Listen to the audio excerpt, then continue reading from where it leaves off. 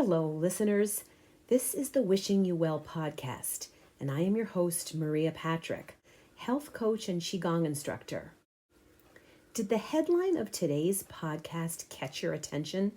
Kindness is the fountain of youth. Is feeling younger and aging better connected to being kind to others? Well, it is true, my friends, and I am going to tell you all about the science behind it. Thank you for tuning in today. This is a weekly podcast which is all about living healthier, stronger, and longer lives. I search high and low each week to find something in the news that will inspire us, and I found a great one this week. Do you ever see a story in the news that is so touching that it brings you to tears? This is one of those stories. It's about the students at Providence College, located in the state of Rhode Island in the United States of America.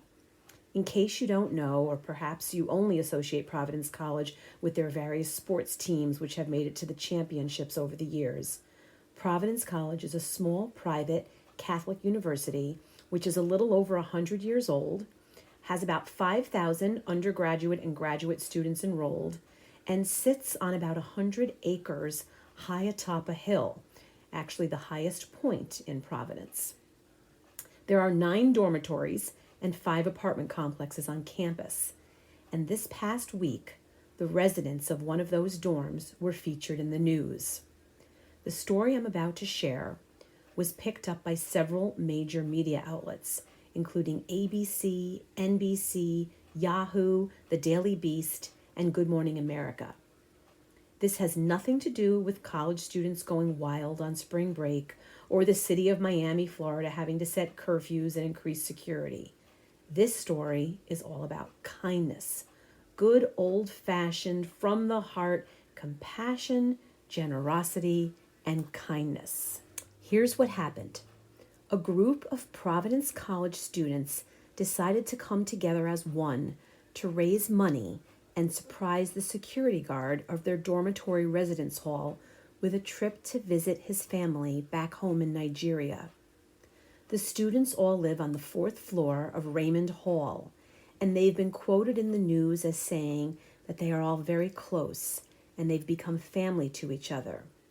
They consider James, who works as their residence hall security officer and whom they affectionately call Unc, a member of their family. The Providence College students found out that James hasn't been able to see his family in Nigeria for over 10 years. So they decided to start an online fundraiser to raise money for Unc. One of the best quotes I heard was from a young man who was a sophomore in the dorm, Daniel. He said, "We take care of our own, and we firmly believe that James is one of our own."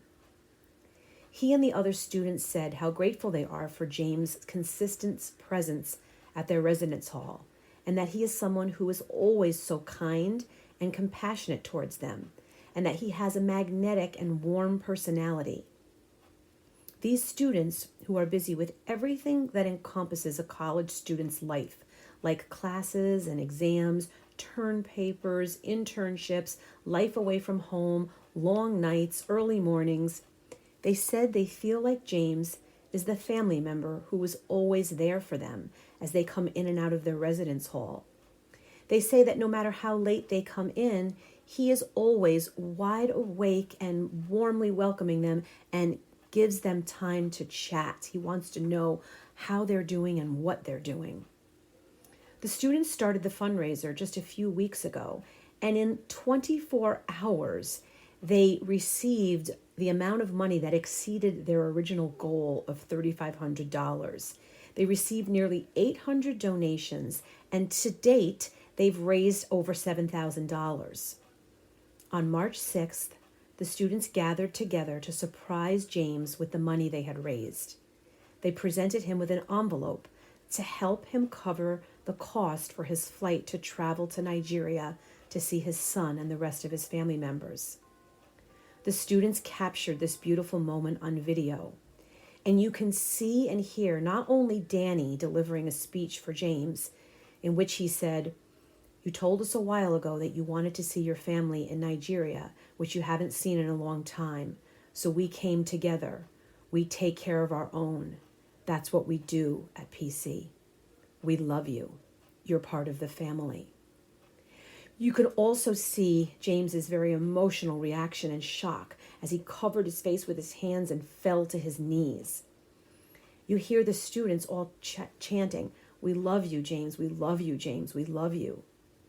I dare you to watch the video and not be brought to tears.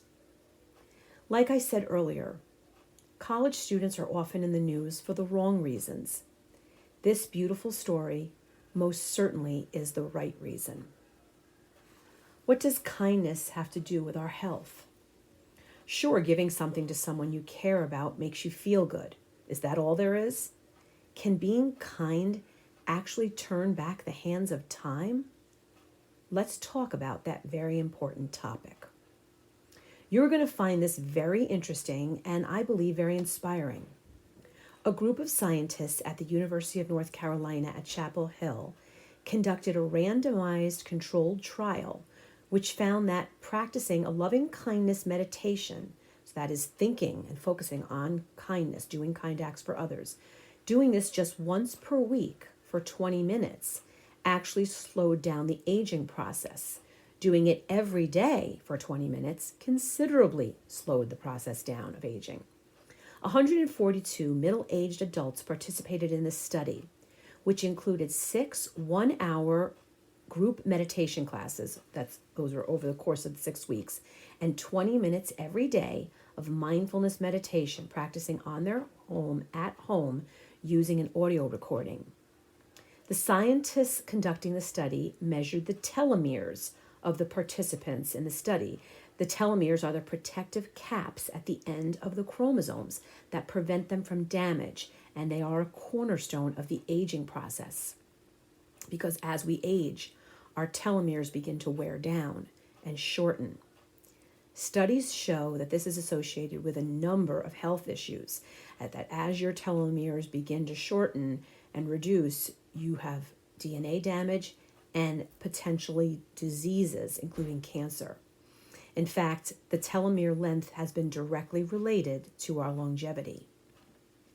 The meditation study found that the loving kindness meditation group lost significantly less telomere length than the other groups. The researchers concluded that loving kindness meditation may work to buffer telomere attrition, thereby serving as a tool for healthy aging. This is just one study which proves that kindness has a positive impact on your brain as well as your body. If meditating on kindness can lengthen your life, there is an exponential impact when you actually carry out the acts of kindness you've been thinking about and meditating on. Other studies have been done, including one from 2019, which was published in the Journal of Social Psychology. In that series of tests, they tested whether performing different types of kindness activities would impact your happiness. And the results showed that performing kindness activities for 7 days increased the level of happiness in the participants. They also found a positive correlation between the number of kind acts and the amount that your happiness internally increases. A study published in the Journal of Happiness Studies indicates that happy people score higher on their recognition and enactment of kind behaviors. The subjects showed that their happiness can increase simply by counting their own acts of kindness in 1 week. So not only does kindness boost your happiness, it also impacts your health in positive ways. Increases your feelings of self-worth, improves your self-esteem, lessens your anxiety, reduces pain, fights stress, improves depression, reduces your blood pressure, boosts your immunity, and improves your relationships, all of which will increase your longevity. So I'm sure you're wondering right now, how does kindness do all of this? Well, here's the science behind it. Kindness boosts your oxytocin. Witnessing or engaging in acts of kindness produces oxytocin, which is known as the love hormone, and a boost in oxytocin can lead you to feel more calm, more joy, more generosity, and more compassion. Oxytocin also helps your body to release nitric oxide. And when that happens, your blood vessels get dilated, which means your blood pressure will go down and the level of free radicals, which cause disease, level of free radicals in your body will be lessened. So happiness will stimulate your serotonin production, which is the neurotransmitter that sends messages from one part of your brain to the other. The serotonin will help to control your mood and help to increase the production of hormones to fight stress.